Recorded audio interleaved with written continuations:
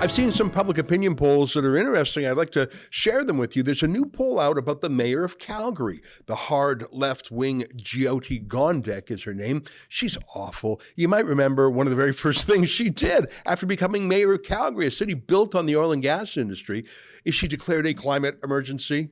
What? Not a tax emergency or a homeless emergency or an unemployment emergency or a violence emergency on the streets. None of those are her top priorities. She didn't mention the climate emergency until after she was elected, of course. It's gone from bad to worse. Her obsession with censorship is very un-Canadian, very un-Calgarian.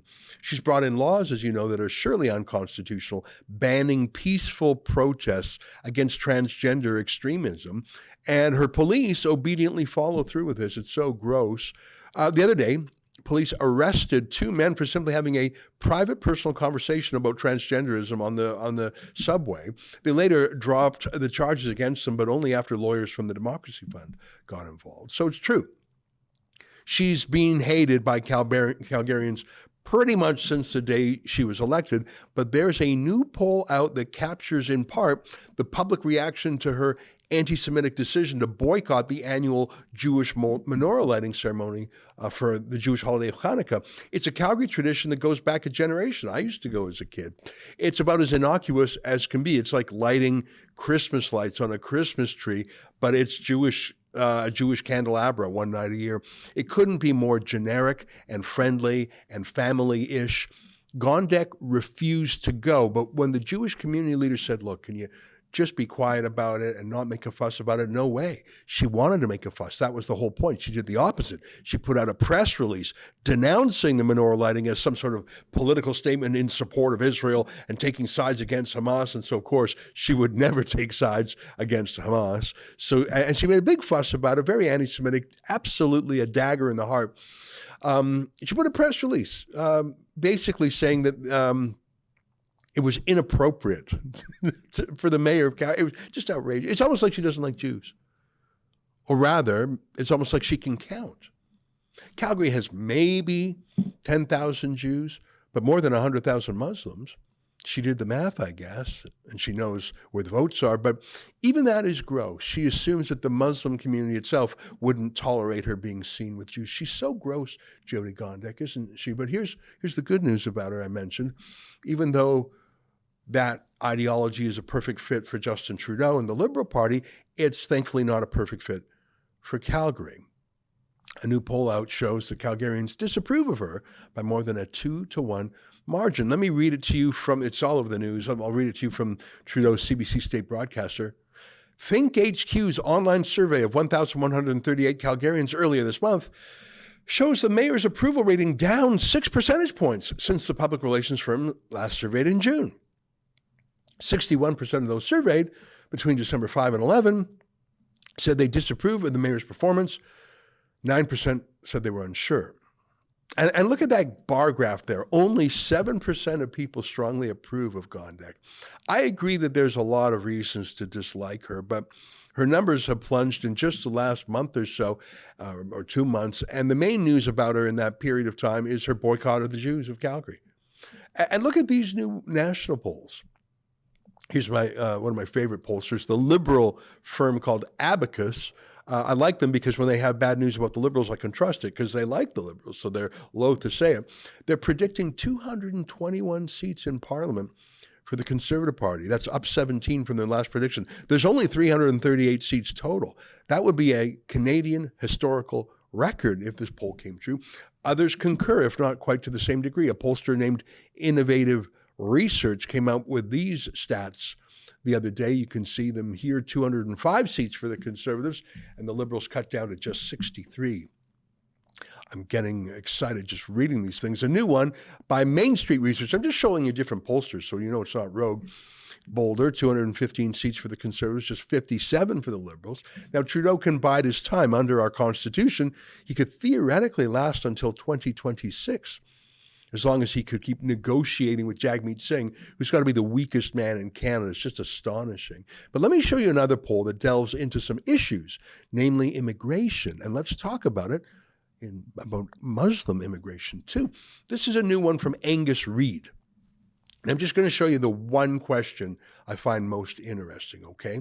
The question they ask is this: in your view, would you say the overall presence of each of these in Canadian public life is benefiting or damaging Canada and Canadian society? And he asks about religion. So it's an interesting question. He doesn't ask if people ought to practice religions in their private lives. The question is specifically about the public square, which is a pretty good question when you think about it. And look at the answers now as opposed to when he asked these questions a year ago. Start on the left of the chart. Catholicism. I was surprised 31% of people think it's negative, which really surprised me. But then again, Justin Trudeau and the mainstream media has been at war with the Catholic Church for a generation, smearing it as anti-Indigenous, et cetera. And so that number is unchanged from last year. The number who say it's a net positive has fallen a bit from 26% to 22%. I find this sad because, of course, Catholicism is an enormous charitable force in the public square in Canada. How can more people think that Catholicism is bad than good? I'm troubled by that. Protestantism is the next denomination tested. Very few people object to Protestantism in the public square. 14% last year, 15% this year. No real change, I guess. Around 41 or 42% of people don't even have an opinion on the subject. 22 or 23% of people think it's negative, no real change. For Jews, 9% thought that Judaism was a negative force last year. That's now up to 13%, which is concerning. And I think it's a function of the anti-Israel and anti-Semitic propaganda in the Hamas war. The number who say Jews are a positive force, though, actually grew a bit from 23% to 25%. I think Jews have a big impact on society, certainly in certain fields, academia, science, the professions, and certainly in charities and charitable giving. But maybe I'm biased. But look at the last column. That's what I want to talk to you about. Islam. Last year, 29% of people told Angus Reid that Islam was a negative force in Canada. Now that number has skyrocketed to 43%. And the number who say that Islam is a positive force has plunged too, down from 18% to just 13%, the lowest for any religion. It's the least liked and the most disliked religion in Canada. And the number of undecideds is falling too. People are making up their minds. Why is this happening and why now?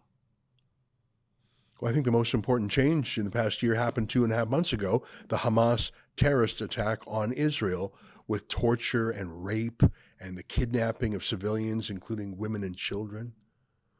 There were so many terrifying images of torture and rape that were positively cheered, bragged about by Hamas, like this one. Hamas live streamed their crimes and bragged about it. And around the world, Muslim crowds cheered the violence and the depravity. Hamas did not conquer a single square inch of land. It did not move itself any closer to success for its own people. It only inflicted a grievous wound on its sworn enemies, the Jews, especially women and children. But that's what they were cheering, the horror of it. And I think a lot of people noticed the nature of that and who was cheering. They noticed people pulling down pictures of the kidnapped women and children all around the West, those pictures of those kidnapped hostages. Who would pull down pictures like that? It would be like pulling down a picture of a lost child. Why would you do that?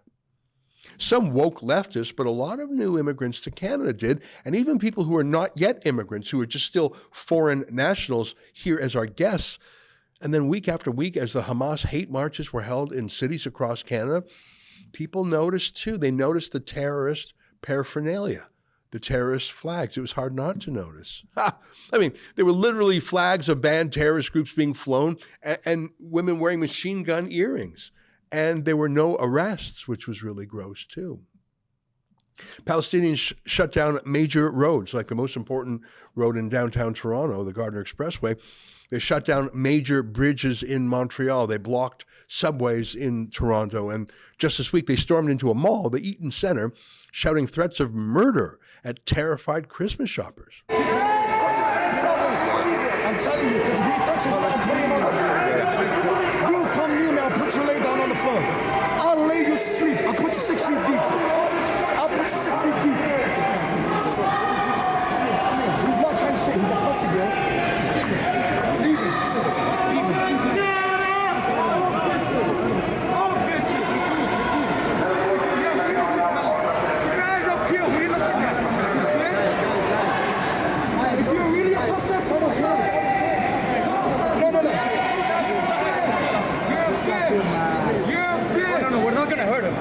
Put aside the cowardly reaction by police, and for the moment, put aside the grotesque acceptance of this by politicians, from Jody Gondek and Justin Trudeau to the equally cowardly Doug Ford and city mayors like Olivia Chow. Remember, police are usually run by city police commissions, and prosecutions are run by provincial justice departments. So where are the prosecutors here?